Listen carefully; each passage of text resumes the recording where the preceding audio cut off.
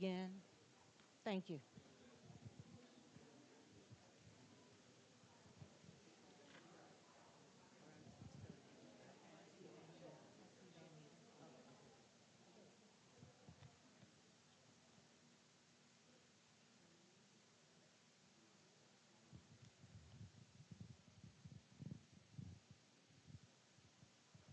Okay, good evening, everyone. Welcome to this, our final meeting as the Massey Commission of Sangamon County. Thank you for being here. My name is Joanne Johnson. I'm one of the co-chairs, and I will be facilitating tonight's meeting. Before we get started, I am going to turn over the comments to Susan, one of our commissioners, who would like to make an acknowledgement for the family. I'm going to stand up so I can see you. And I'm going to invite you to take a breath because today's heavy, and the week's heavy, and the year's heavy. And I don't know about you, but I know a lot of people who are exhausted. So I'm going to invite you to take another breath. And then if you would keep doing that throughout the meeting, that would be really great. Breathing. I didn't learn until I got here that the defense has rested in the Grayson trial, and so closing arguments start tomorrow. This is why we're here. And the assault on Gregory Smalls, and the murder of Ed Moore. So I want to invite you to take a moment of silence. Use that moment in whatever way blesses you, to feel what you're feeling, to allow yourself to be. If you can, set down the weight of what you carried in for a moment, and just know that we're in this work together.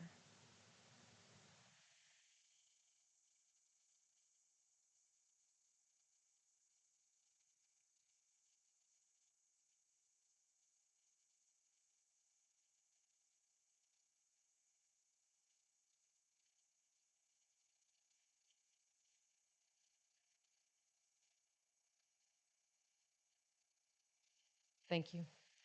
Say her name. Thank you, Susan. Again, before I get started, I want to acknowledge Chairman Andy Van Meter, who's here with us tonight. Chairman Van Meter, thank you for being here. There are also several alderpersons here with us tonight. Thank you to all of you for being here. Senator Doris Turner's walking in the room tonight. Thank you, Senator, for being here. Tonight, October 27, 2025, the Massey Commission meets for the final time, not to conclude our work, but to affirm what it has set in motion. We were formed in response to a profound loss, to a wound that cut deep into the heart of not just the city of Springfield and Sangamon County, but also cities across the nation. From that pain, we built something rare, a space where accountability, courage, and care could coexist. Tonight, we honor the work groups and the community members whose voices shaped the calls to action that we will share with you tonight. The result of countless hours of discussion, debate, truth-telling, and shared vision. These resolutions, or calls to action as we choose to call them, do not mark an ending, but rather a new beginning. The Commission concludes its work and will sunset by design. Our purpose was to listen, to learn, and to take action, and then return that work to you, the people. The ongoing work of transformation was never intended to rest with a single commission. It belongs to the community that inspired it, demanded it, and will continue to carry it onward. We mark this date, October 27th, and we hold it sacred as a day of remembrance and recommitment. Each year, it will stand as a reminder that justice and safety are not static goals, but ongoing practices that depend on all of us. The Massey Commission closes its formal chapter, but the work lives on in every neighborhood, in every institution, in every act of courage, to do better by one another. Before we move on to the business of our meeting tonight, I would like to turn over the remarks to Dr. Kellyhurst.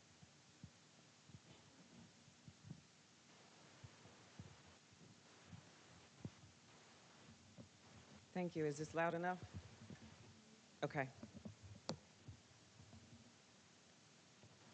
Good evening, all. I just want to take a moment because I'm just looking at all of our faces, and I'm just recognizing a whole lot of pain. I just want to acknowledge that. No one's hiding it, and I don't think we have to.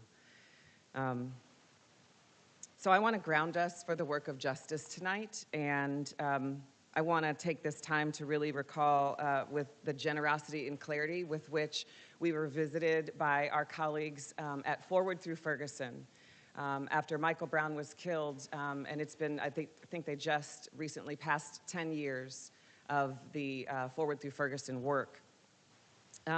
We had Reverend Bethany Johnson Javoy, Nicole Hudson, and David Dwight IV.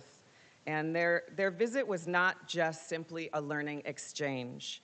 It was a passing of the torch, and they came to help us understand what it means to turn tragedy into structure, grief into governance, and outrage into organized, sustained action. One of the things I want to make sure that we continue to keep doing is to get feedback from the community. So you see a Slido code up there, which, by the way, we will bring back around towards the end if you don't get it, but you can take a picture with your phone, and it will just take you to an online anonymous Slido for feedback for this evening. And I will give you just a moment. For those of you who are joining us at home, you can simply go to slido.com and use the code MC for Massey Commission, MC Feedback. And I'll wait till I stop seeing phones pointed this direction.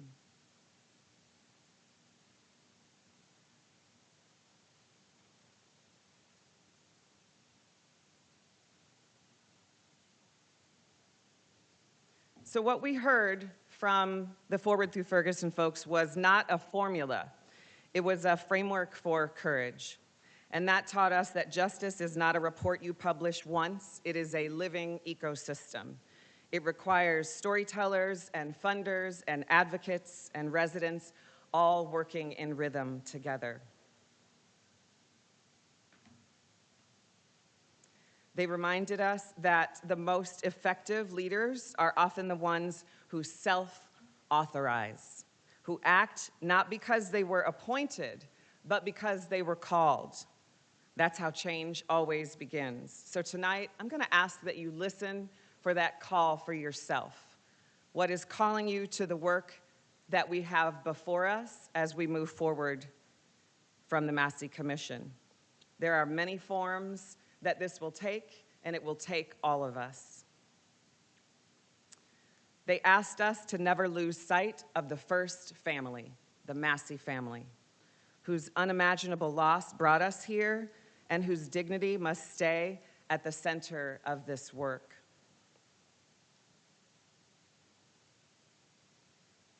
These lessons are what shape all of the slides that you see tonight. They aren't about what Ferguson did. They're about what we here in Sangamon County must carry forward. Radical collaboration, accountability that's visible and public, and the wisdom to let function determine structure rather than the other way around.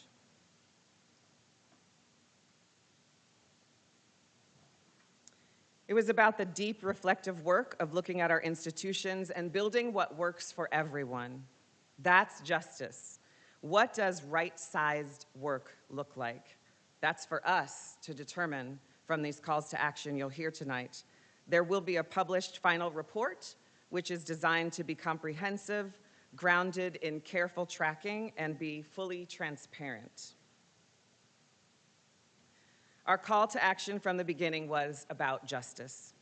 Every recommended call to action, every action step, and every measure of progress has been included not as a checklist, but as a way to hold ourselves accountable and ensure that this work leads to real change. If there's one word I heard every single day of this work, it is accountable, accountable, accountable. And another way of saying this is to inspect what you expect. If we suggest that there are calls to action, then how will we know if they're working? We have to measure them. This report will be a roadmap for moving forward, and what you see up here is actually one of the tools that was shared with us by our colleagues in Ferguson. This one actually acknowledges not just our challenges and skepticism, but it also centers hope, something that I'm hearing and seeing we desperately need tonight. This demonstrates that even in the face of fatigue and our commitment to justice and equity, and that Sonia Massey's legacy will be measurable, tangible, and actionable. The path is here, it's ready to be followed, and the work is far from done, but we can see impact taking shape. The commission started with this framework to listen, learn, and act. Listening to community, learning through study and discovery, and acting by implementing any change deeply rooted in equity and accountability. The next addition to this particular framework, I think, is going to be to build. I think building is our next thing to consider, and we'll build a model for that as well. So, how do we do that? One of the things that we also heard from our friends was, don't move fast and break things. Take your time, listen to the experts, listen to the community, take it in, and then do it all over again. We would listen, learn, and act in that order. And that became our through line. That's our steady rhythm of accountability that shaped everything that followed. We consistently heard from the commissioners, community, work group members, co-chairs, people we never thought were going to ever share their opinion with us, but did. Sometimes we didn't even need to ask. We knew that it needed to be there. And sometimes it sounded like rage. Sometimes listening sounds like listening to someone rage and then trying to figure out what is actually being said underneath that. That is a difficult practice. It is something that many of us do not know how to do because we often simply just dismiss people when they're so angry instead of trying to hear what they're actually saying. But rage is a very useful emotion. We will have to move at the speed of trust. If you're already hearing that call that I mentioned a little bit earlier, then this applies to all of the things we've been working on. How do we start trusting one another first and foremost? One of the things I heard over and over again was, we don't need to rebuild trust. It's never been there. We need to build it from the ground up. We simply do not have it. There is not a lot of trust here. So the commissioners worked to build that trust. We all listened to the community, work group members, and anyone who ever asked what we were going to do to ensure justice is achieved so that this never happens again. We started by listening not to headlines or assumptions, but to people who live with these outcomes in these systems every day. We listened to experts from our own community, many of whom fit squarely in the same category of living with outcomes because they themselves are harmed. We learned through disciplined inquiry, and we learned through curiosity. We learned using theory and logic models that didn't make the work abstract, it made it accountable. We asked questions like, what aren't we asking? And what don't we know yet? And who's not at this table? Who always gets left out and afterwards says, well, nobody asked me? And how we can practice inclusivity. And I'm sure we miss the mark sometimes, but the effort was no less important. We made every attempt to listen, to learn more, and sometimes to listen for what was beneath that rage that many people in the community felt and continue to feel. Every call to action, every recommendation that you're going to hear today is an example of acting on what we learned. We can't do this work if we think we have all the answers. The answers are in the rooms that we build, if we build them well. And we desperately require that that lens be rooted in equity and to be accountable by those harmed by the systems. This here is the heart of our work. Not just reform, but repair and sometimes building from scratch. We heard, for example, from many community members about that repairing trust being built in the first place. We aim to build systems that the community can trust if we ever expect justice in our systems, our communities, and in ourselves. So how did we do that? I want to share just a little bit about what our small team used. We used something called a thematic crosswalk analysis as one of our tools. After we received the reports from all of the work groups and the enormous undertaking of compiling more than 100 calls to action, we found similarities. We found ways to strengthen them by compiling them into what we were told to do again by our Ferguson colleagues. They told us to be audacious. We have a lot of audacity in these calls, and we don't make any apologies for that. We landed on 26 of them that you will hear about, and I will be passing some of those out so that our community members here tonight can follow along. We listened for themes, we checked our work, and we kept using this tool until it was refined. And one of the things that came out of that was to have a set of signature priorities that each of those calls to action sit squarely under. We recognized that if we want to live in healthy communities, then we had to protect health, physical, mental, civic, and spiritual. Healthy communities honor the dignity of every person. This is what rose to the top of each of those signature priorities where the calls to action sit. You'll notice that the first word is a value, and the second word is an action that it requires. Truth and accountability require making justice visible and measurable. Education and liberation requires building awareness, skill, and understanding. Access and belonging ensures equitable participation and representation. Repair and investment redirects resources to heal and sustain because justice is a budget line. Justice is a budget line. And safety and dignity protect every person's humanity, the core goal of the justice work that was undertaken by the Commission for the community so that this never happens again. We relied on frameworks that scholars and practitioners use to sustain real change, and this gave our work backbone, not just bureaucracy. What we learned was that it was necessary when grounding ourselves to do this work. We modeled a theory of change leading to a logic model, and again, we took our leave from our friends at Ferguson who offered all these tools to us where we could measure what we want to act upon. We heard from the community that we needed to check in on that change, so we responded with creating a yearly People's Scorecard Summit that will also check in quarterly around the 4 work groups. We can't wait 365 days to do that. We have to do it on a regular, consistent basis, and we have created something to make sure that happens. So welcome to the beginning. You'll often hear us say that this is the start of the work. Our legacy isn't a report, it's a living practice of accountability, ability that belongs to the community. And as we do, let us remember that Sonia Massey's name must never be a footnote. It is the foundation. That's the legacy that we leave, and it's the standard we set for the work that comes next when building a healthy community where justice is not exceptional, but expected.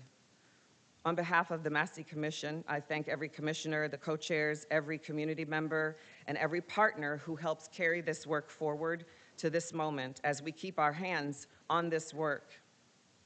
I've always appreciated Dr. King's line that the moral arc of the universe bends towards justice, but you got to put your hand on it.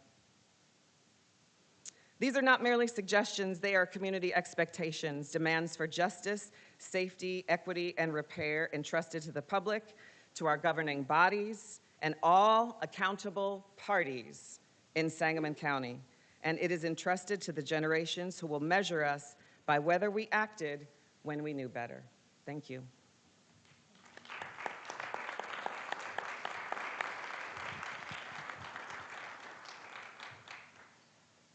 So you will hear when we read the calls to action that we'll be voting on tonight that they are a result of the commitment that Dr. Hurst just spoke about. These calls to action have been translated into language that can be acted upon. What began as many separate conversations and documents have now become a unified map.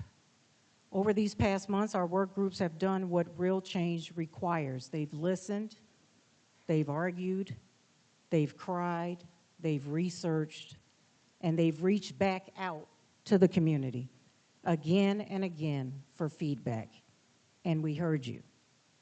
That work wasn't theoretical. It was built from lived experience and the collective determination of this county to do better.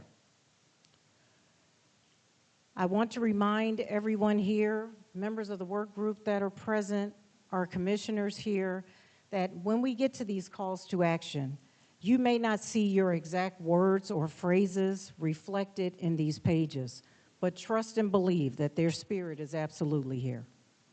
This is what it means to move from individual effort to collective process. So before we move on, any comments from the commissioners? Veronica Espina.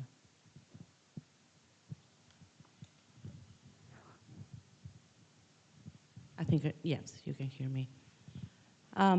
First, I wanted to give a special thanks to everybody who's worked so hard, and I see Megan and Rakisha here, and you guys started this work. Thank you so much.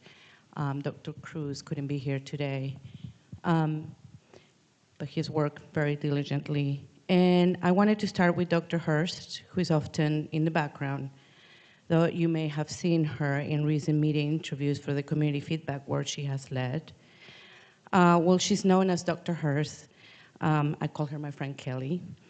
And the huge lift she's had to do to make this commission successful, the filling in where gaps were, the research she consistently returns to, the humanity she insists that we center, the pedagogy and praxis she grounds herself in, and the expertise as an educator and facilitator of some of the most difficult conversations a community can have in anti-racism should be acknowledged, and I would like to do so at this time. So, thanks, Kelly.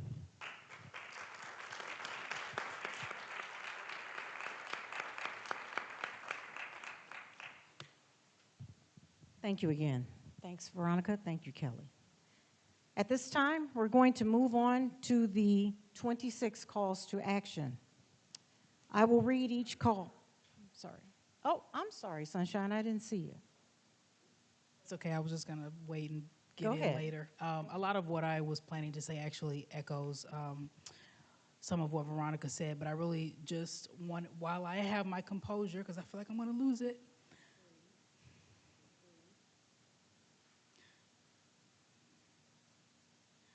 I wanted to say that I appreciate the work that has gone into this commission over the last year. Rakisha and Megan started us out on this path, and they poured so much of their heart into this work. We now have Kelly, Dr. Hurst, and Adam, and this report, one of the things that I was surprised by, but I actually appreciate, is that it is laid out in bite-sized pieces.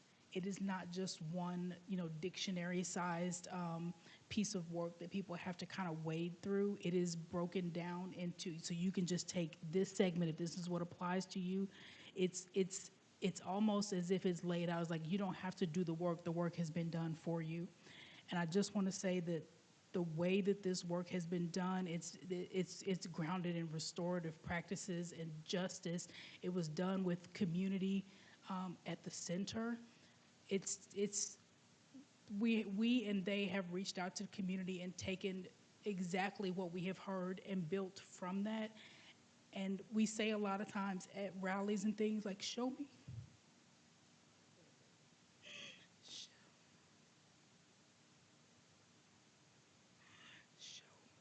Show me what community looks like. This is what community looks like.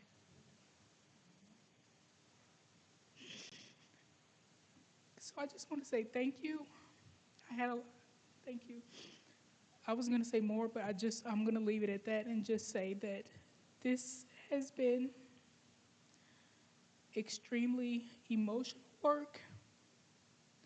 I think everyone up here has poured at least some portion of their soul into this work, and I'm grateful to have been a part of this work. And I wanted to say that because I was very vocal in the beginning that I did not have faith in this commission. So as someone who was quick to say, I don't know what this is going to be. I don't know if this is, if we're going to be able to do something within a year, because it's such a short time frame. Because I was so vocal in the beginning, and I'm always going to say, like, I'm not going to say something behind closed doors that I won't say in public. I wanted to make sure that on the back end, I also say I believe that we really have put something forth that will make our community better. If you see yourself in this work, please join this work. Take it to your job, take it to your community organization, take it to your church, wherever you see an organization that you are affiliated with that can align themselves with one of these calls to action and help move it forward. Get on board. It's going to take all of us. That is what community is. There's a framework here. We can all move forward with it. So when we say, show us what community looks like, this is what community looks like, this is what we're talking about. So I just want to say thank you to everybody who has played any role, whether it's being on the commission, whether it's coming to a feedback session and giving your opinion, whether it's sharing on Facebook to encourage others to attend, whatever capacity you have contributed in any way to this. I just want to say thank you.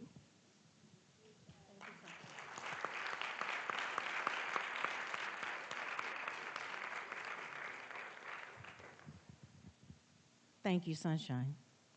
Anyone else have anything to say before I move on? Okay. All right. Everybody take a deep breath. Okay. At this time, I'm going to read all 26 calls to action. What you will hear me do is read each one. I will number and read through each one.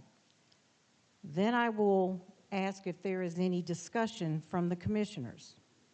If none, I will call for a vote, motion and call for a vote.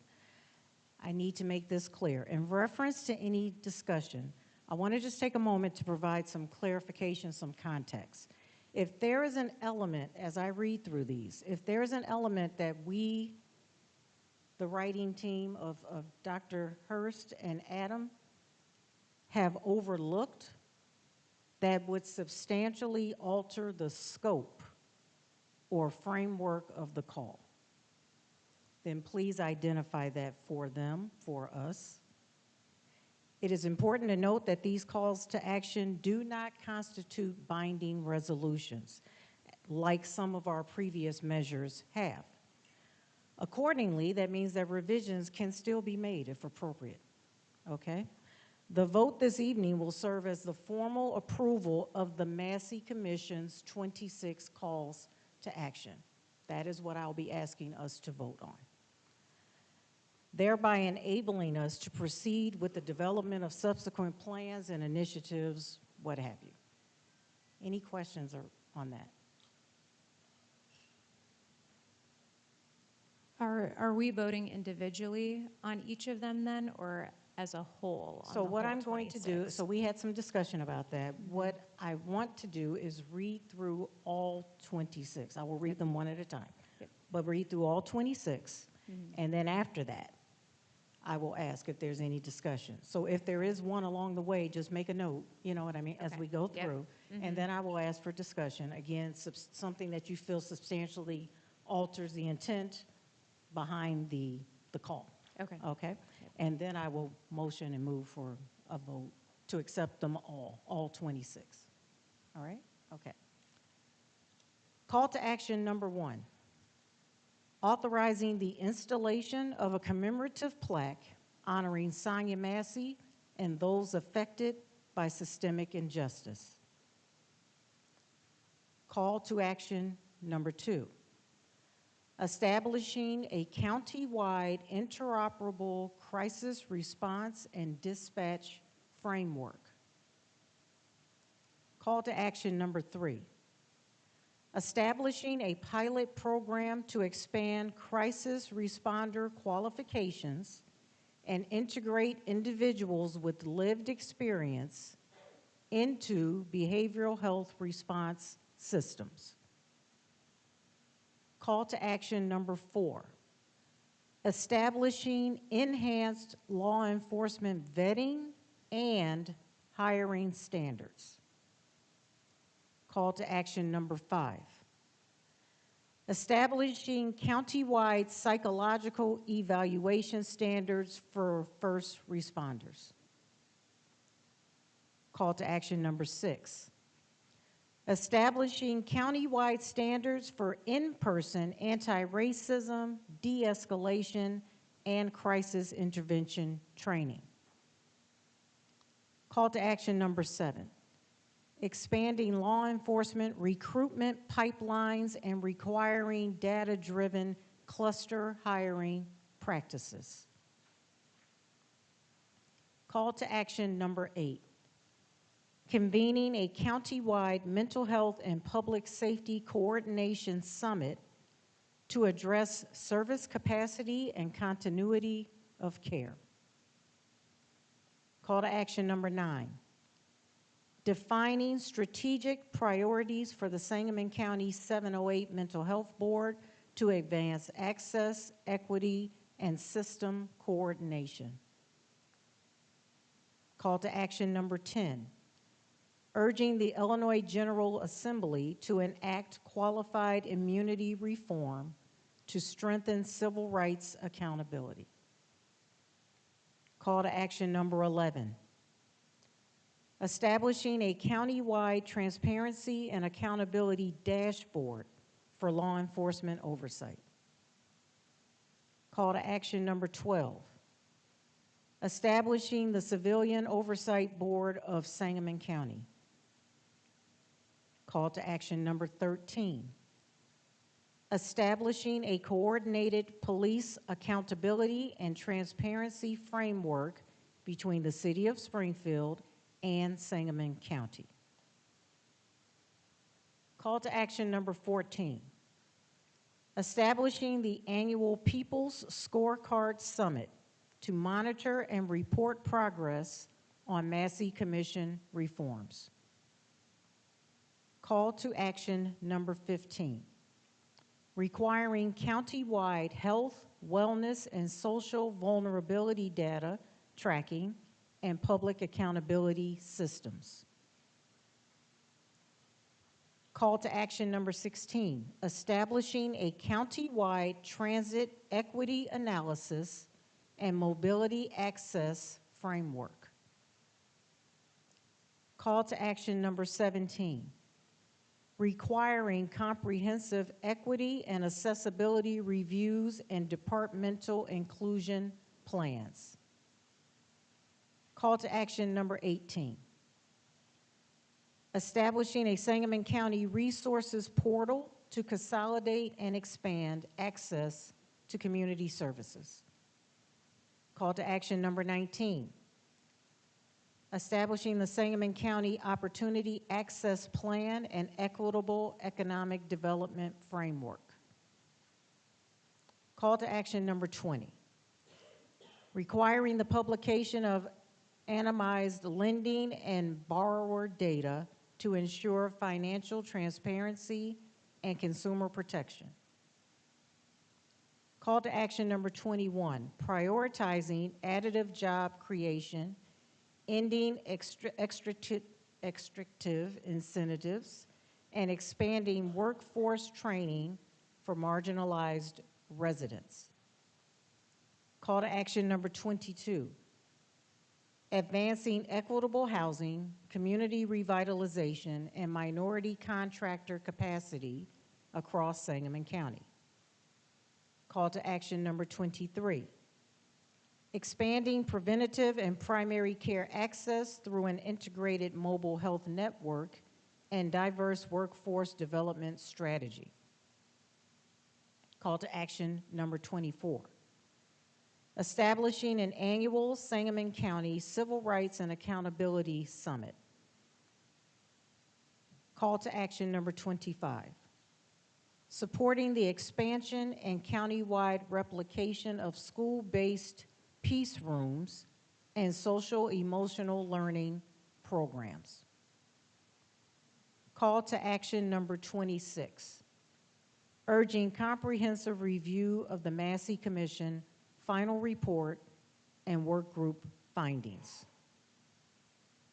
Those are the 26 calls to action. For the commissioners, I want to add a clarification. This was made after printing.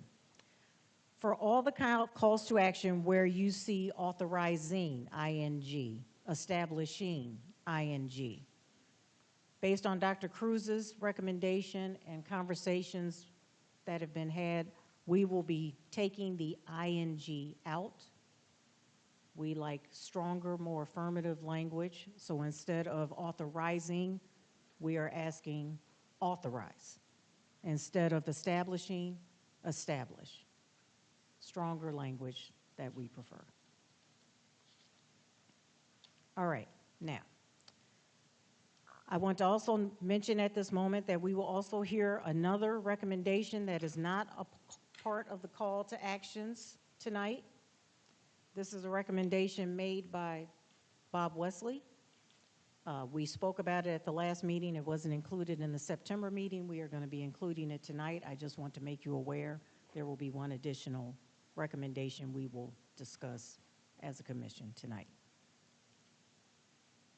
Okay, so with that. Do you need a motion to Yes, I do. ratify these calls to action? Yes. I so please. move. Brian? Before there's a second, there is one small amendment, the call to action 23. Yeah, we have to, yeah, thank you.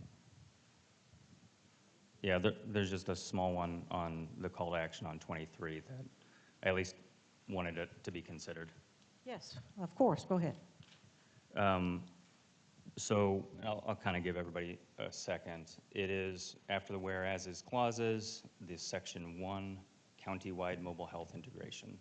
So this call to action has 3 different things. Mobile health is one of them.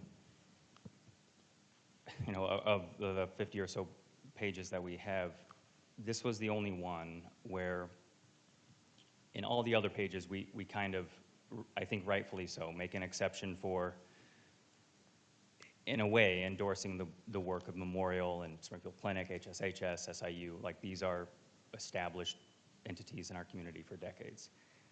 But on this one, there's a few private entities that I would just suggest we consider not formally including, in some ways, borderline endorsing as the entity to be utilized for mobile health. Not against them, they could be part of it, but there may be others. If it just happened that some involved, knew of these, I'm sure they're quality, but rather than endorsing private and then a couple of these for-profit entities, we could make simple amendment and just say local medical providers providing access or accessible urgent care would be an example.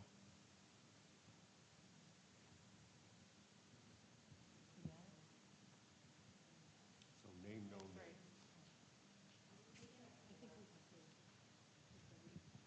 23? We'll find out.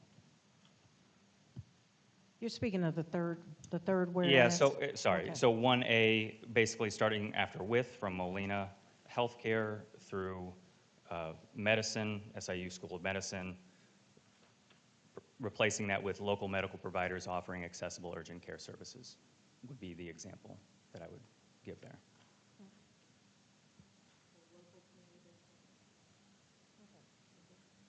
Well, and focus, so local medical providers offering accessible urgent care services, because I think this is promoting mobile health, and so urgent mobile health. This is what that section 1 seems to be doing, so. So to be clear, instead of naming specific providers, Correct. at a risk of sounding as though we're endorsing one over another. Yep. Okay, making it more generic.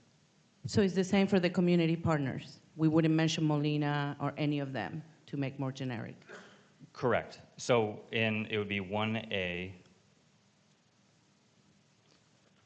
1B3, 3 and 1B, or I'm sorry, yeah, 1B4.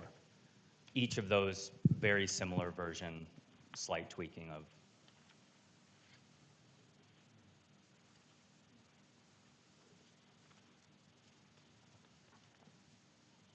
I think in 3, for example, you probably can just delete after through providers, because before that describes what those providers would do. That's what we're recommending. Those providers would be delivering home-based urgent care and telehealth follow-up.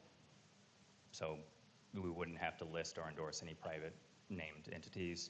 On 4, I'm sure Molina Healthcare's mobile help center is good. There may be others, so referring to that could be accessible healthcare portals.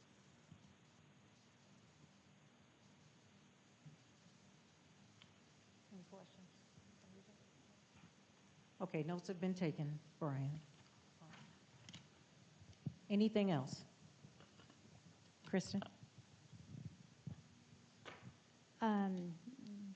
Same with me, just a couple of quick housekeeping items where it says the Department of Human Services Division of Mental Health, changing Same, it. Number 23, same one, call to action? It's Or throughout the Throughout? report, Okay, okay. but changing it to the Department of Human Services Division of Behavioral Health. It was just changed this year to integrate both mental health and substance use disorders. So to clarify that, and then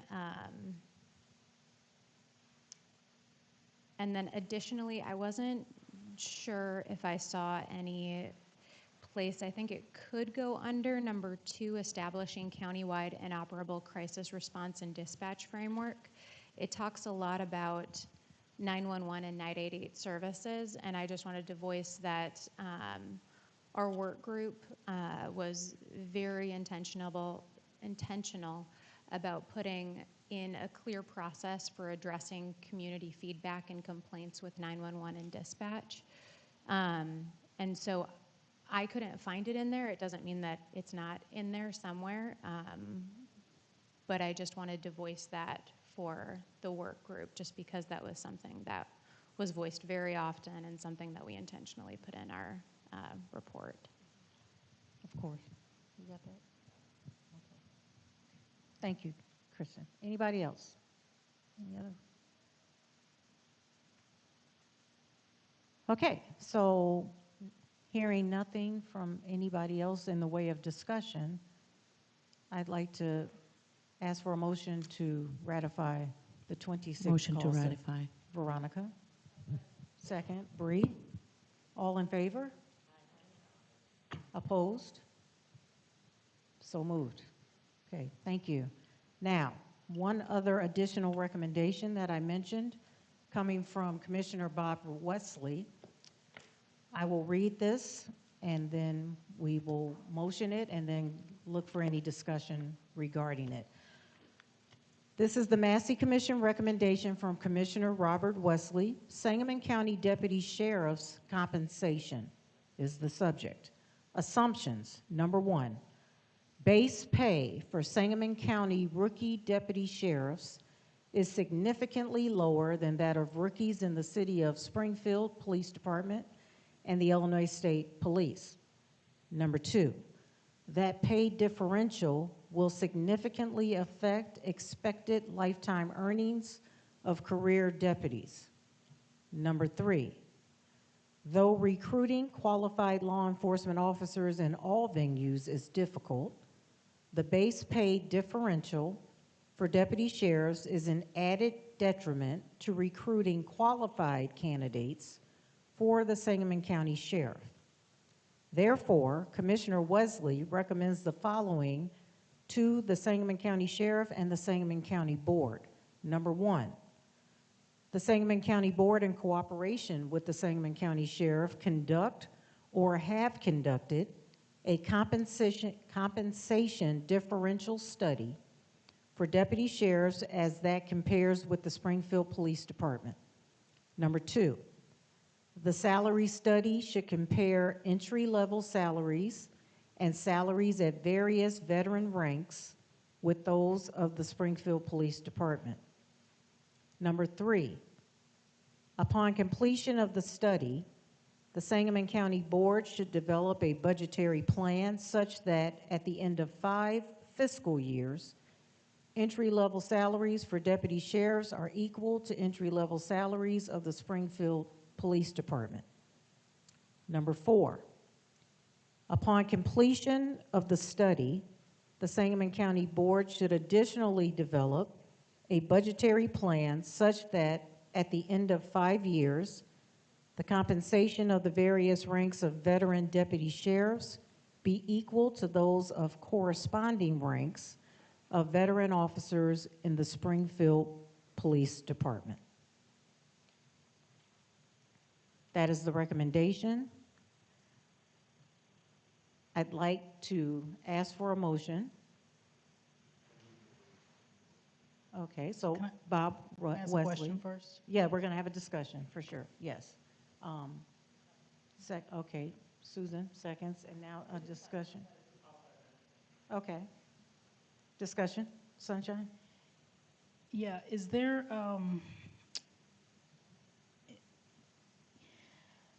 I would like to have added in here, if we're going to look at this to, like, to raise their pay, which I understand the reason for it, but like a current budget analysis of the money that they already have and using that better and then taking from their existing budget, because they keep asking, this has been an ongoing thing, like asking for more money.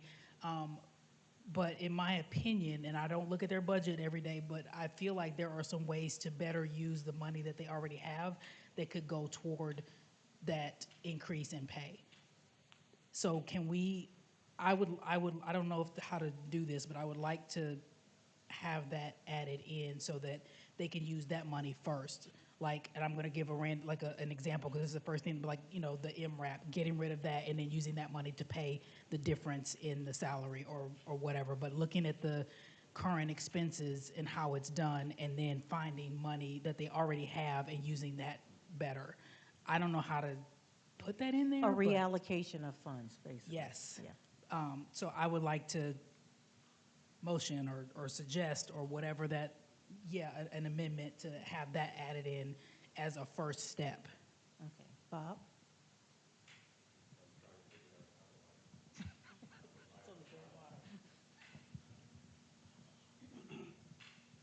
I have no argument at all with what Sunshine is proposing. I would, however, observe that it's a budgetary matter. That's why I put in here Sangamon County Board and the Sheriff's Office. So the board controls the budget allocated to the department. And I'm just shining a light on salaries. If the board decided that, okay, we're going to move from this budget line to this one, that would accomplish what you're saying. And again, I have no problem with adding that, what you're saying. I'm just saying that in the final analysis, it'll be a budget decision on the part of the county board. Bree? First, I want to specify that I'm not saying that I don't agree with this, because I understand the necessity of something like this. However, I'm worried that if there's not some type of, I want to say an incentive, or I don't feel like this needs to be a first step. I feel like there's something that needs to happen beforehand. I don't know how to word this to accurately explain what I just feel like it's missing yes, I just think that this isn't something that necessarily should be included maybe in this first round of recommendations, because there are a lot of gaps in other areas that need significantly more attention, with the data of the sheriff's department to begin with. And then I think there needs to be a discussion about pay. I just don't know if this necessarily fits in with everything that we're trying to create with these call to actions at the moment. And I don't want this to overshadow the work that we're trying to do with the call to actions that are created specifically to focus on the areas that have been neglected since the beginning. I feel like this is maybe a last step instead of a beginning step. Thank you. Vanessa? I support what Bob is saying in this. But what I would like to have added with this, if you're going to compare salaries to SPD, some more things need to be compared to what they've done also. SPD has spent more time in the community, and I think we wouldn't be here as often as we are dealing with these things if both sides have spent more time in the community. They need to have more engagement. They need to be more involved. When we worked with Department of Justice, they were not there like SPD was. SPD took the brunt of that, and the issue was with county. So there needs to be, if they want to have a higher pay, they need to have other things be at that level that what they're, with who they're being compared to. SPD has had problems. I'm not going to say everything is perfect with them. Neither one of them, none of the police forces are perfect. But they've put an awful lot more effort into engaging with the community, with the kids, with all kinds of other issues, and county has not been at that level. So if they have a 5-year mark, as Bob is suggesting, to have a higher pay, there needs to be that community engagement part. We see them the least. We interact with them the least. And it has always been that way. So I am asking to have that part of it, that there is some form of an increase in some of the restorative trainings, an increase in community engagement. I think that would be more appropriate. Susan? I think I'd also like this maybe tied to an evaluation of whether or not they are fulfilling the recommendations from the Department of Justice that came almost a year ago, that the county and the Sheriff's Department agreed to. I'm not sure how we phrase that. I'm not sure if you'd care to amend it, but that it's incentivized, that it's tied to other behavior like others have mentioned. But we specifically have the guidelines that we received from the DOJ, and the Sheriff's Department agreed to work on those. I'd like to see those two things tied together. Veronica, and then Brian.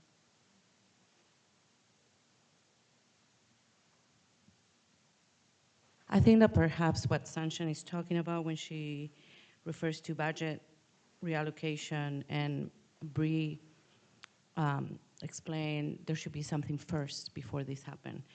I think that we are referring to accountability, that we're looking into very specific, incentives, increases, and so on. But what has happened with the budget that they already have and the recommendations from the Justice Department and the work that we have presented as commission to them, I think we need to look at the accountability on their part and then look at all the rest of the things, including the salary differences. But we need to make our Sheriff Department accountable for the work that we want them and we're here to do, which is, change and at the same time serve the community. Brian? Doing it off the whim a little, was going to offer, and don't need an motion yet, I just wanted to offer a language. If we're looking at number 1 in the second section, so this is basically before number 1 of the action items being taken. So this was the Sangamon County Board in cooperation, Sangamon County Sheriff conduct or have conducted a compensation differential study for deputy sheriffs as that compares with Springfield Police Department. And then before the period, adding the 3 things that I think I've heard is, in essence, saying, okay, 1 is fine, but that is, and then this is where the language would be added, quote, after first reviewing 1, more efficient use of financial resources, and 2, areas of concern identified in Massey Commission's calls to action and settlement with the Department of Justice. In essence, we talk in our calls to actions, People's Summit scorecard, in a way, this would be us saying, document what you've done on these two things before you do anything else on 1 through 4. Can you repeat those? Sure. So it would be inserting at the end of 1, after first reviewing Romanet 1, more efficient use of financial resources, and Romanet 2, areas of concerns identified in the Massey Commission's calls to action and settlement with Department of Justice.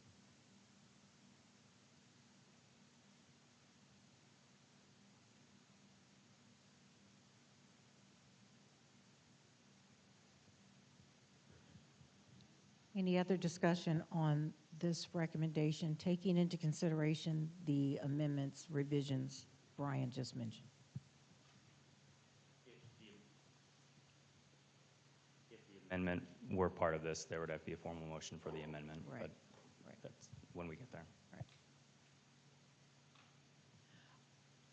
I just have a question about whether or not we would want to add in the differential study also training.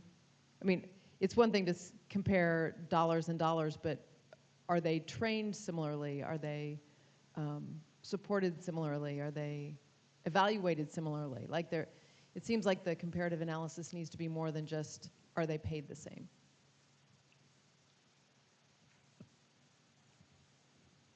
Also, I would like to add that we're talking about comparing salaries for two different types of law enforcement agencies. The city jurisdiction and span of control and the things that they address are different than that of the counties. I don't know if perhaps we might call for a study of other county sheriff's offices surrounding our area, Champaign, Madison County, you know, something like that, instead of comparing city to county, two different types of law enforcement departments.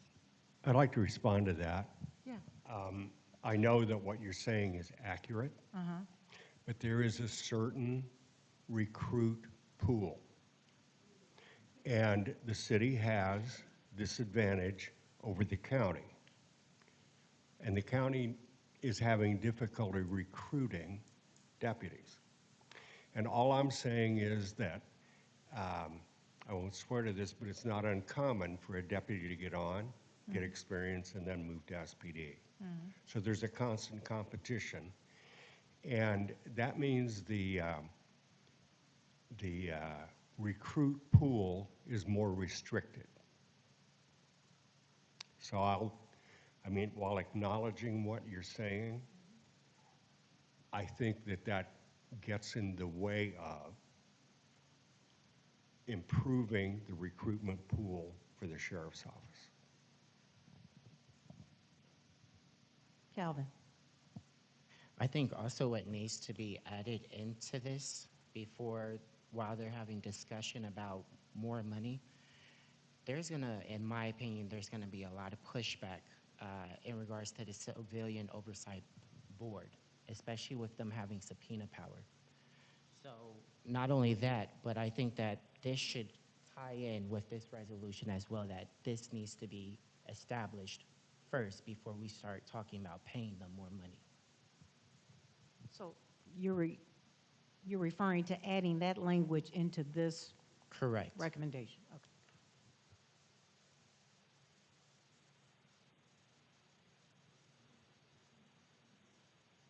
Vanessa.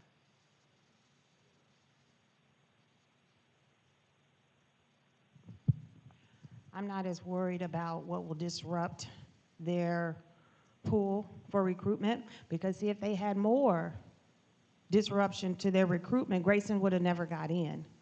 So we kind of need some disruption to that. That's why we're here. Disruption needs to happen so that we can understand there needs to be more. When you say, I want to be a police officer, there needs to be more to discern who should be that person and who shouldn't, because too many are getting by that should not have been there. So I don't mind disruption with that. We need to make sure that we spend the time to get the best that we can get so that this does not keep happening.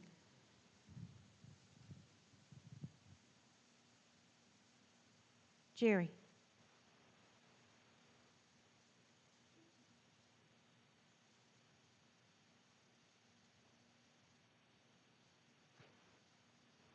Sorry, Lanfear at its best.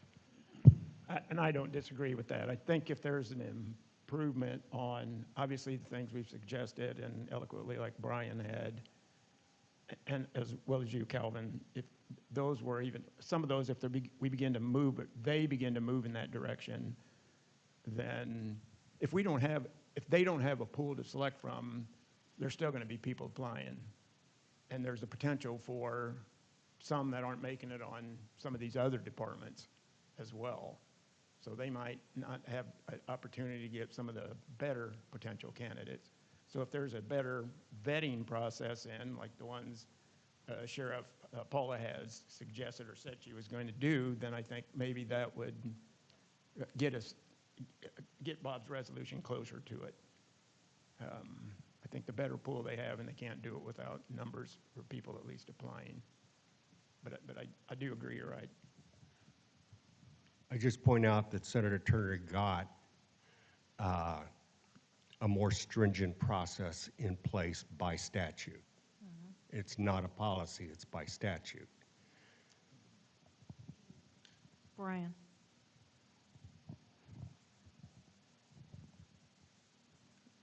Doing my best here to get over the finish line here. So Susan mentioned the not more than compensation being looked at. So where it says a compensation differential study, what I'd maybe suggest is a compensation training and evaluation differential study. And Calvin, I think that's fair. Obviously, we're putting the calls to action. We want actual action, not just, right? So before I said all of this and the rest of this only gets done after, and I said after first reviewing instead of reviewing after first implementing. And I can read all of that, but I wanted to, yeah. The Sangamon County Board, in cooperation with the Sangamon County Sheriff, conduct or have conducted a compensation, training, and evaluation differential study for deputy sheriffs as that compares with the Springfield Police Department after first implementing 1, more efficient use of financial resources, and 2, areas of concern identified in Massey Commission's calls to action and settlement with Department of Justice.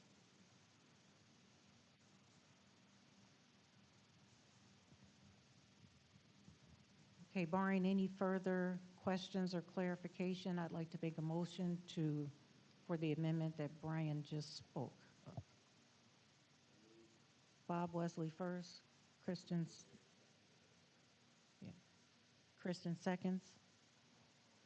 Oh, Jerry, all in favor? Aye. Any opposed? So moved. Get all of that? Oh, I'm sure they have it.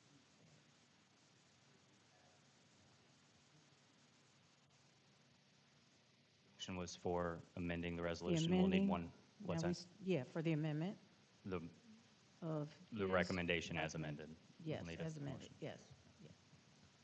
Now we're going to go back to the calls. Wait, did we vote those in? We did, okay. I know. The amendment. No. So Joanne, Yes, I move to accept the recommendation as amended. yes, second. All in favor? Aye. Any opposed? So moved. Okay.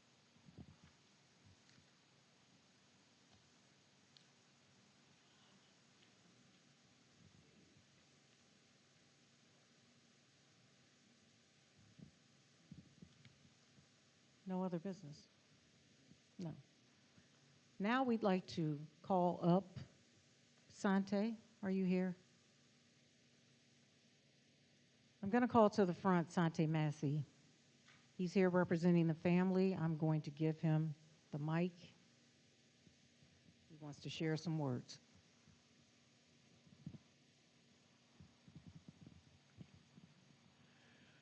I just want to thank everybody for coming. This obviously was a pretty intense day for the family. I'm just speaking off the cuff here. I wanted to say something. Uh, I wanted to parse my words because I am feeling a lot of anxiety. I am feeling a lot of anger. Um, the things that were said today were very hurtful.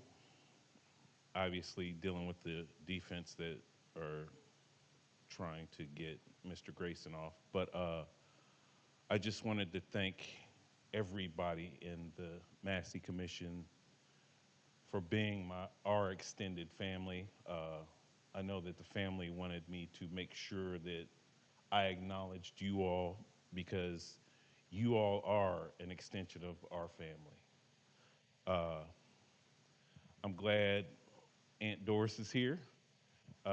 You know we love you and we appreciate everything that you've done. And we also want to publicly thank the Sangamon County Board Chair, Andy Van Meter, for, kind of stepping across lines and helping getting this thing started. I just wanted to go in by saying I am humbly asking everyone in here to keep this thing going.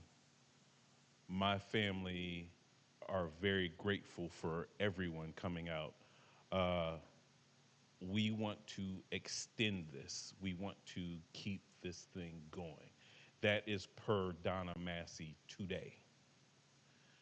I want to humbly ask the county to extend this. I want to humbly ask the city to be a part of extending this. I want to humbly ask the state to be a part of this. There is so much more work that needs to be done, and this is the team to do it. I want to thank my brother Adam. I want to thank my sister, Dr. Kelly Hurst. They have made my family feel comfortable with the work being done, and I can't thank them enough. And we need to keep this going. We've got at least 5 to 10 years more work to do. There are so many systems in play that we found out today that are intricately woven into the things that have disturbed my family in particular. And we want to make things right by everyone that lives in Springfield and everyone that lives in Illinois, everyone that lives across the United States. There are so many systems in play that need to be reviewed, and some things need to be taken out. Some things need to be implemented, and we need to keep this work going. I'm not going to continue to speak on that, but please, please, please keep my family in your prayers.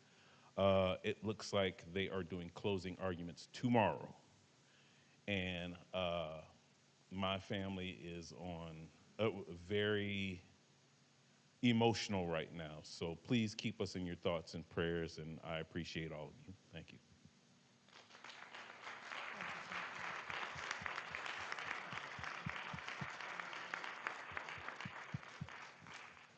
Thank you, Sante. Now we're going to open the floor to public comment. I am going to get the list of those of you who have signed up to speak. And then I will call each one.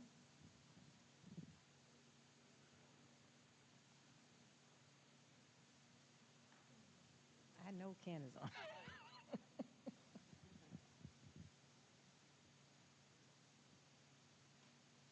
Thank you, Kelly. Oteria Davis. Hope I said that right. You're the first one. Come on out. You know what? You don't have to come up. I'll hand the mic to you. First, I want to say that Okay, Right there. okay. First, I want to say that Sonia Massey is my cousin, and she was a good person, and that we love her. I have a picture of her in my window, and I think about her every single day. Um, I have to study because I have a medical problem, and I'm not ashamed to say it. I have bipolar. And half of the community knows I have bipolar. Half of y'all, I done seen y'all follow me. They follow me, they harass me. I go to the store, they take pictures of me in the store. I have to have my auntie on the phone with me um, to keep me kind of calm because I do have bipolar. Um, but I don't know what else to do. Sometimes I'm scared to go outside my home. Um, I take my medication and I'm doing good, but it does help because it blocks half of y'all trying to harass me. I see big trucks like Trump trucks following me with their lights on bright, getting beside me, taking pictures of me. This is still going on. I don't know what the reason is, but well, it started from the job, but this is going on, and it continues to go on. It's like they want me to commit suicide. That's how I feel, like they want me to commit suicide. But I have a therapist that helps me with that. I'm not going to do it, but she does help me. I have a big family, and he knows my family. My cousin just got done talking up here. And I think about her every single day because I could be in that position. I had a Springfield police hit my vehicle from behind, and they put it in the shop, and then they put something on my vehicle because I get followed around. I don't understand why this keeps going on, but I'm trying, through my therapist, I'm trying to stay focused on myself and focus on what I'm trying to do. I am giving back to the community. I am retired from the Secretary of State of 35 years, and I am helping, I'm with home care, and I do home care to give back to the community. I don't know what else to do. I'm just going to continue to talk to my therapist and continue to try to mind my own business. But she reminds me of me, or they're going to do that to me, you know? So, you know, they're not scaring me with doing the lights and all that. That doesn't scare me. That just let me know God's with me to try to keep me safe in my home, in my car, you know, with my kids and stuff. I talk to my family, and they know what's going on. I write this down in my journal, and I try to see what else I can do to try to hang in there and not do something that I know I might regret it. And I don't hurt people, and I would not hurt anyone. That's just not my character. And I'm just trying to hang in there to see what I can do for people to stop doing this. I went to the city, I talked to the mayor in front of everyone, and they continue to do this. The police have backed off, but now they got the undercover cops. I had one big guy, he's so fat, he couldn't even make a left turn. I beat that one. So, but I'm just trying to see what I can do to try to get people to leave me alone. They follow me to the bank, they follow me to get my medicine. So I need a community to know this, what's going on. Very much a race. I mean, you white people stick together. There's so much racism going on. And not only that, my own black people is doing this to me. My own people. And I don't understand why this is going on. I'm giving back to the community. I'm not doing nothing wrong or anything. Had a police pull me over for no reason. And he said, well, are you okay? And I said, I'm not doing nothing wrong. What do you want? You know, and I got his plate number. I have millions of people taking pictures of me, and I take them back. But my therapist told me don't do that, you know. But I got to do something to protect myself so my family knows. So I'll just continue to do what I can to protect myself. So that's all I want to say. Thank you. Thank you for sharing. Thank you. Vinny Gupta?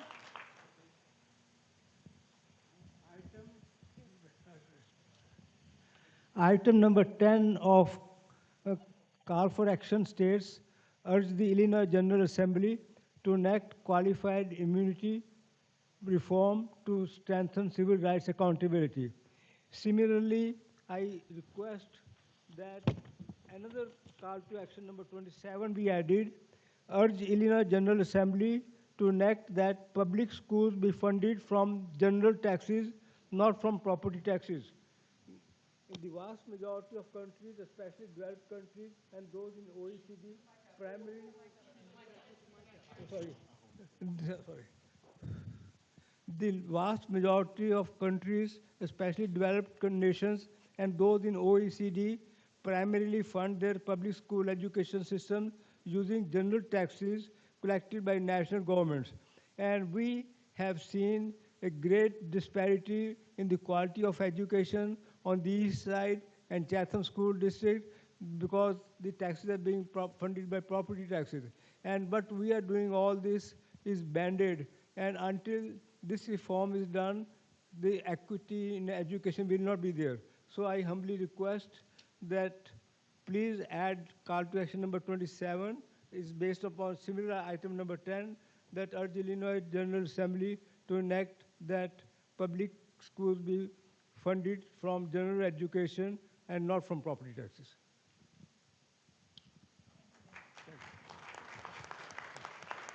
Thank you. Ken.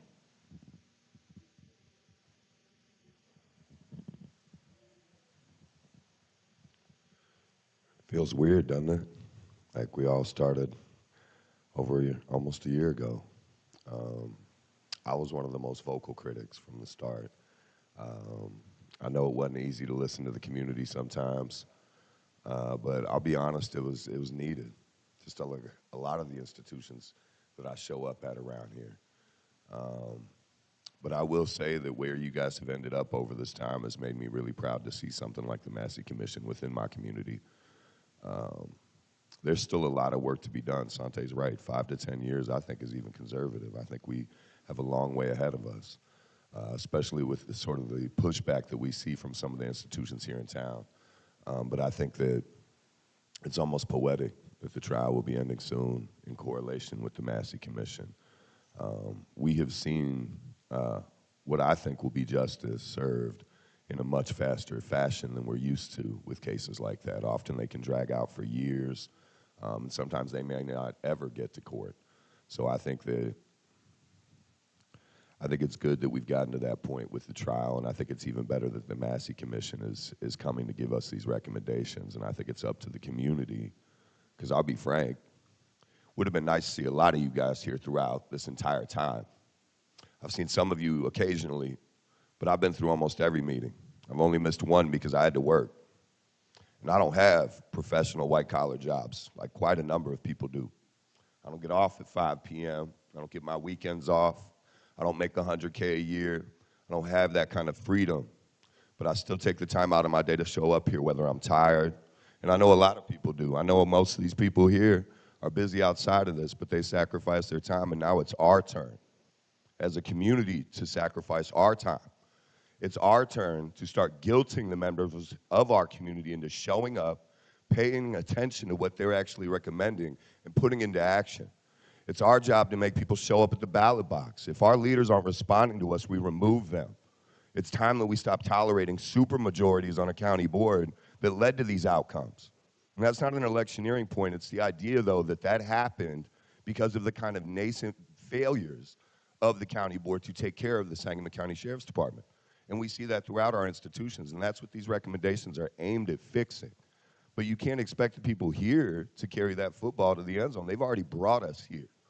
Just like with the Grayson trial, just because he's convicted in the end, which is my dear, dear hope, because I have no faith in the justice system, but I have nothing left but to hope for that outcome.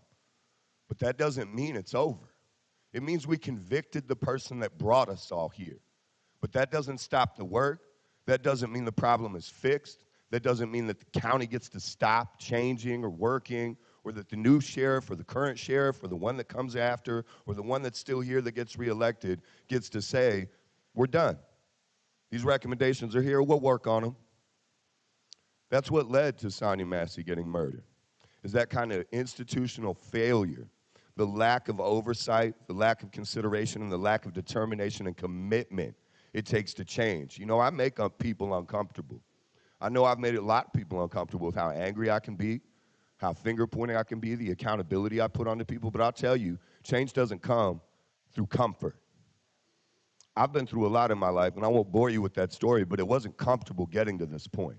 I didn't learn these lessons easy. And I don't think Springfield's going to learn them easy either. And I don't think Sangamon County's going to learn them either. You know, it'd be nice if you look at me when I talk, Andy. Thank you.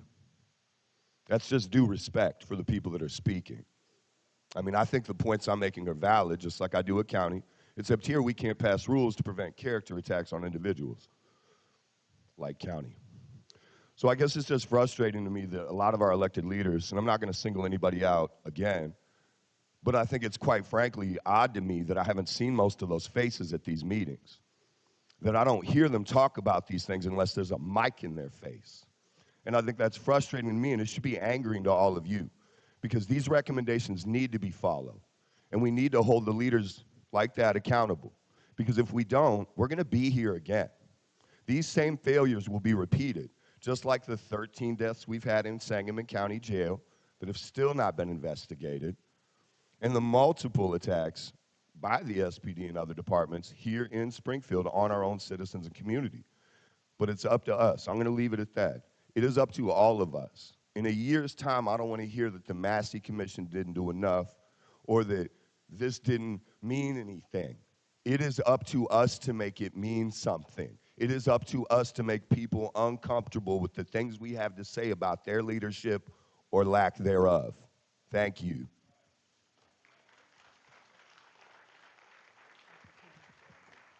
Ken Page.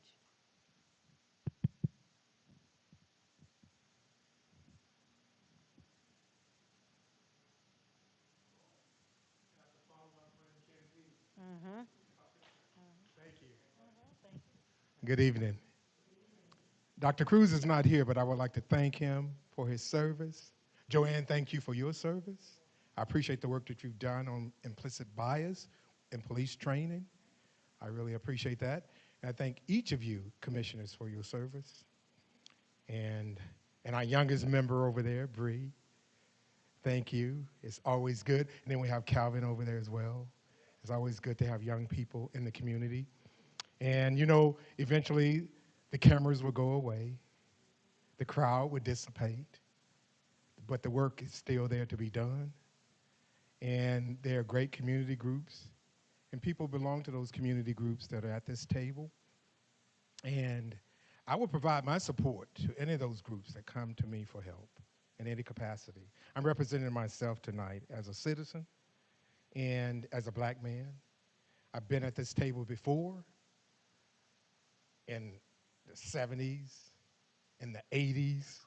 I've been at this table before. And for some reason, we come to these tables and we discuss these things, and I'm not exactly sure what we do with them. But at some point, we're going to have to, that table is going to have to turn. We keep coming to the table, but the table does not turn. But I appreciate the work that Senator Turner has done. And when the criminal justice reform, that was something that was really difficult for a lot of us. It was tremendous. It was a lot of work. And there's some people in this room that work with us on it. And I remember the pretrial fairness and how and the heat that we took regarding pretrial fairness. I remember Senator O.J. Sims, how he had a gun pulled on him when he was driving home regarding that pretrial fairness. But I submit to you that it works. Because if it did not work, Sean Grayson would have been out on bail. Remember that. Now, there are things that we can be tweaked, but it works. Had it not been in place, Sean Grayson would have been out on bail. So when we leave her, remember that part of it. And but I submit to you that I will continue to work, and there are people in here that will continue to work.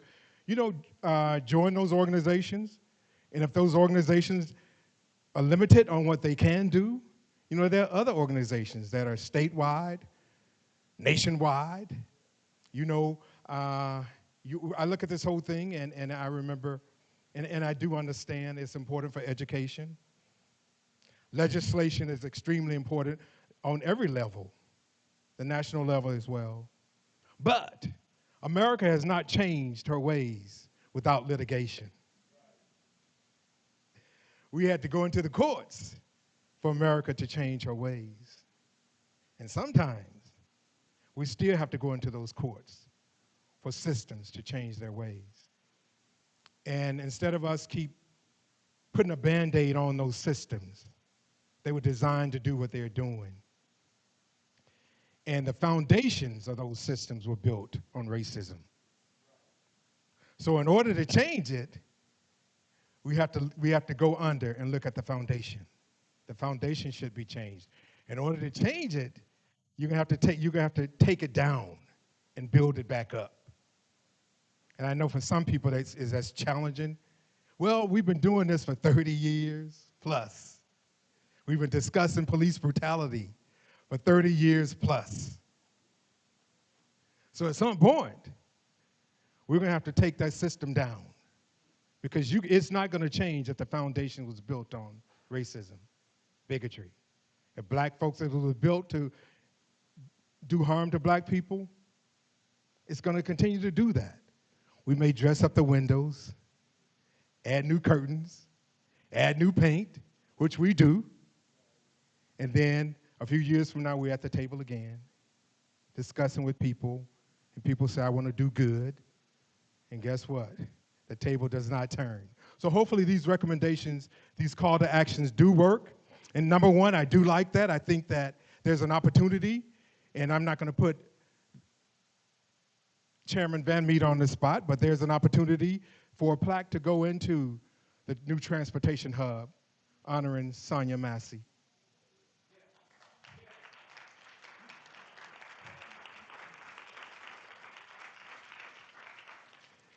And I'm not exactly sure about others affected by systemic injustice because maybe my name would be on that as well. And a lot of black folks, but thank you. Thank you. Thank you. And last, speaking us tonight, Tom.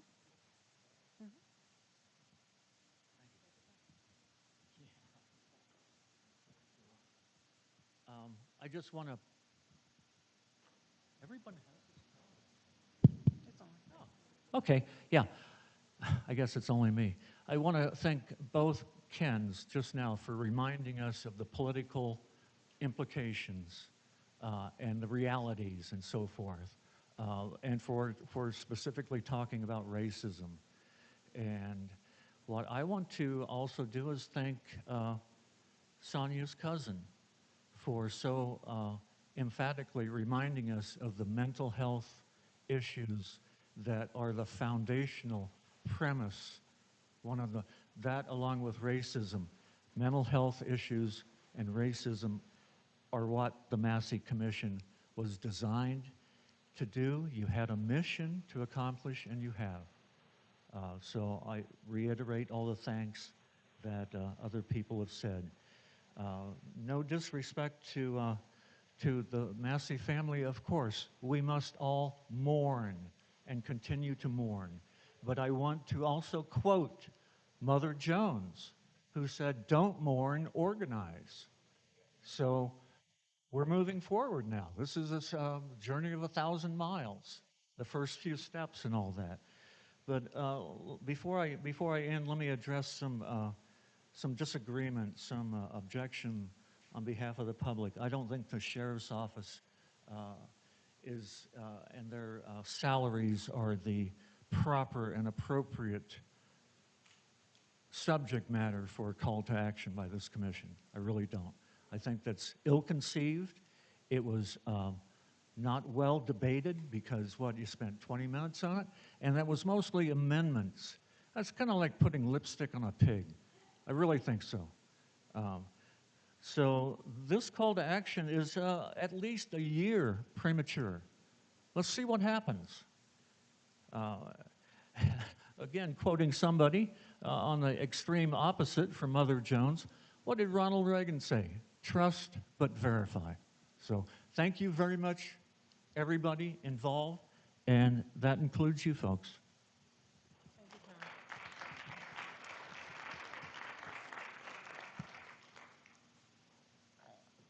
Okay, that concludes our public comment. I'd like to close by saying what we've done here tonight reflects not just months of work, but years of lived experience and community memory. Every voice that showed up in meetings, listening sessions, and hard conversations has shaped what we now carry forward. The words on the paper are only the beginning. What comes next is how we live them out through accountability, through care, through action, what makes our values visible.